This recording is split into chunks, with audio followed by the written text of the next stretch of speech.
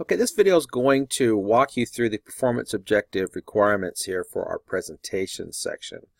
So you can see I've got these here. We're going to be creating at least a 7-page presentation. It'll have the transitions, some custom animations. So let's just show you a couple things you might need to see. I've just used an About Me PowerPoint. You've probably made several of them in your school career. It's at least 7 pages. I put 9. It's okay if you go over. Just don't go under, please. I've added some speaker notes. To access my speaker notes, remember, just grab the bottom of the screen right here and pull it up, and you can put in notes to remind you of things that you want to say while you're doing your presentation. Put in a few of them so I can at least see that you've got them here. It makes them easier to find while I'm doing the correcting. I've also added a chart. Inserting charts and tables is fairly easy. Just from our new slide, we have our placeholders here, so you could choose to either do a table or a chart. I went with the chart, and this was my happiness to bacon ratio. I'm usually pretty happy, but you give me bacon, that starts to go up. By about that 4th, 5th piece of bacon, I start to have regrets. So that's just plotted out there.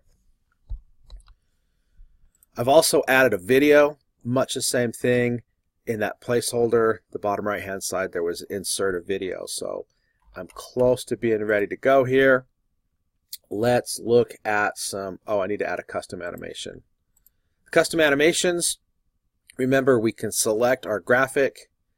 Let's go to our animations tab, and here's our standard. We're going to go to the custom. Let's just make a custom path. Let's start my graphic here, come to here, maybe it'll go here. Now you see this extra line, it's still hanging out. Just hit the escape key. Now here's our graphic, the way it moves in. It's a custom. Let's go in, let's make that not start on the click. Let's make it start with the previous, so it just kind of flies in, because we're going to put some automatic timings on our slideshow here. I do need to add a button. The button will take us someplace in the presentation. In this case, I'm going to make it take us back to the top. So I'm going to go to the Insert tab. From my Insert tab, let's insert a text box. I can just draw that down here, put my text in it, back to top. Let's make it a little bit easier to see. So using my contextual menu, I'm going to go into Format, put the shape fill, resize this, too far. Okay, put this where I want it to be. Now to put my action on here, I just have selected the item. I go to the Insert, and I'm going to insert my action. I want it, when I mouse click on it, I want to hyperlink to, not my next slide, but my first slide. So we'll run that in a minute here and check it out. I've got the action button. Let's start putting in some transitions. We'll put some sounds on here while we're at it. So me goofing off at a photo shoot. Let's go to my transitions. Let's just have this push up from the bottom. It doesn't need to be much of anything.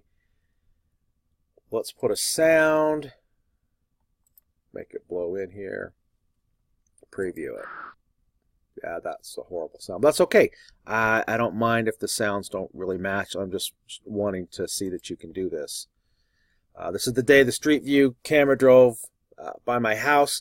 You can actually see the reflection of my son's Jeep window of that camera on top of the vehicle taking the pictures. Let's put our transition in here. Maybe we'll make it drape, fall down from the previous one. We're going to add another sound here, put a laser sound on it, preview the whole thing. Okay, all we've got is a sound, we've got the transition, that's what we wanted. And the last thing, I need at least 3 sounds, so let's do one more transition. Do this one here. Grab the peel off. Let's grab a sound for it. And when we preview. Okay, so that is pretty much what we need. Now the last thing I have to do is set up an automatic slideshow. We're going to rehearse the timings of our slideshow, so I'm going to go to the Slideshow tab, and I want to click on the Rehearse Timings button here in the Setup group.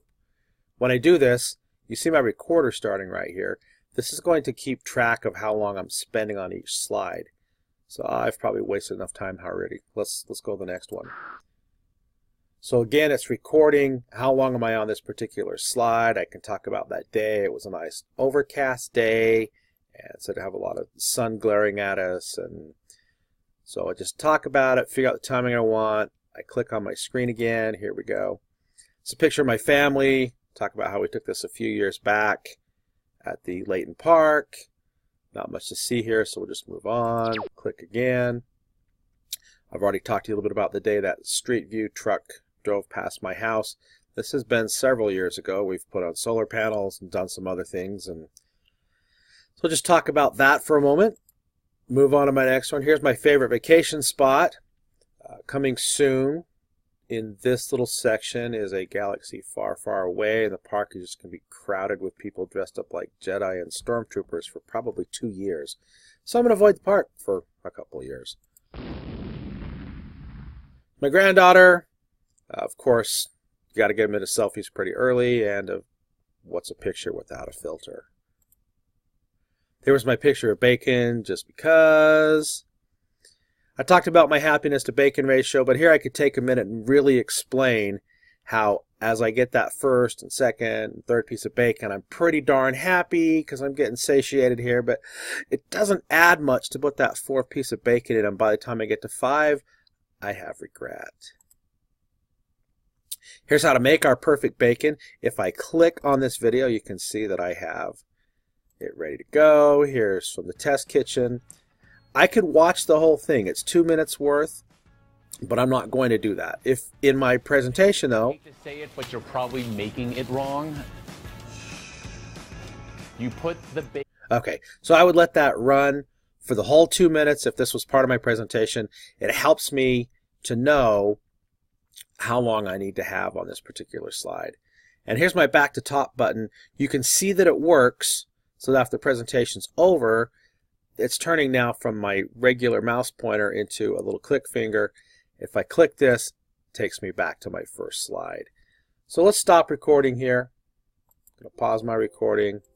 Oh no, I'm done. Hit escape. Total time for my show was 2 minutes 17 seconds. Do you want to save these new slide timings? Yes, I do. What that's going to do for me, when I go into my Transitions tab, you can see that I have in the timing group now, it's going to advance the slide on the mouse click or after 5 seconds, 5.59 seconds.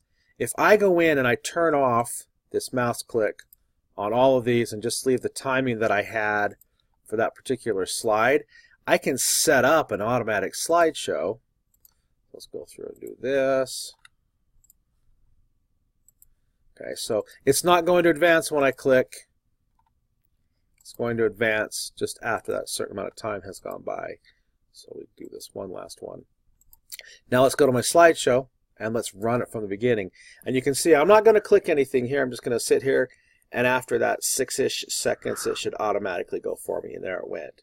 So if I've got my timings down, I could be talking about my presentation and everything's going to be great, and you know, it'll just happen for me automatically. One more. Are we almost there? Come on and click. Don't make a liar out of me. There we go. So you can see the automatic timings are working, and when I get to the end of it, we'll be okay. So let's escape from our presentation right here. So we have covered all the things we need to cover for our performance objective. Please save this, submit it. Do not submit me a link to something. You actually have to submit me the whole file. And that should get us through this performance objective.